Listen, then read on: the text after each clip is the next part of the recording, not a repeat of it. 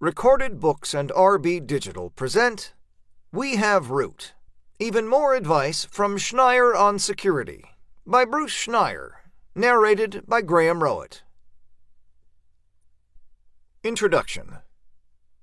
Why I write about tech for popular audiences. I write essays because I enjoy it. It's fun, and I'm good at it. I like the exposure.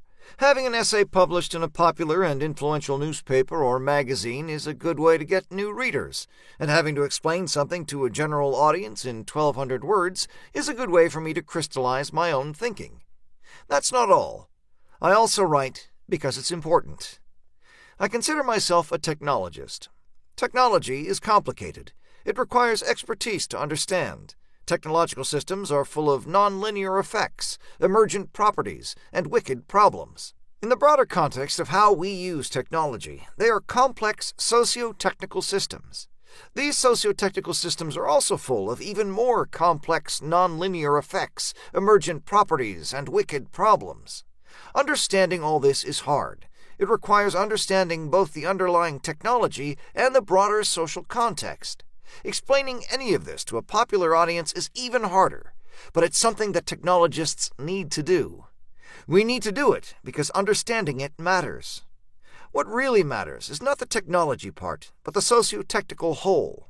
Addressing Congress in a 2011 essay, journalist Joshua Kopstein wrote, "It's no longer okay not to understand how the Internet works." He's right, but he's also wrong. The Internet is pervasive and powerful precisely because you do not need to understand how it works. You can just use it, just as you use any other specialized, hard-to-understand technology. Similarly, Congress doesn't need to understand how the Internet works in order to effectively legislate it. It had better not be true that only those who know how something works can effectively legislate. We know that governments can legislate aviation without understanding aerodynamics, health without understanding medicine, and climate change without understanding the science of climate change. Where Kopstein is right is that policymakers need to understand enough about how the Internet works to understand its broader socio-technical implications, and enough about how the Internet works to defer to technologists when they reach the end of their understanding, just as they need to do with aviation, health, and the enormous ongoing catastrophe that is climate change. When policymakers ignore the science and tech in favor of their own agendas, or when they defer to lobbyists, tech policy starts to go off the rails. It is our job as technologists to explain what we do to a broader audience, not just how technology works, but how it fits into society. We have a unique perspective. It's also a vital perspective. Kopstein is also right when he said that it's no longer okay. It once was okay, but now it's not. The Internet and information technologies in general are fundamental to society. In some ways, this is a surprise. The people who designed and built the Internet created a system that, at its start, didn't matter. Email, file transfer, remote access, web pages, even commerce were nice-to-have add-ons. They might have been important to us, but they weren't important to society. This has completely changed. The Internet is vital to society. Social media is vital to public discourse. The web is vital for commerce. Even more critically, the Internet now affects the world in a direct physical manner.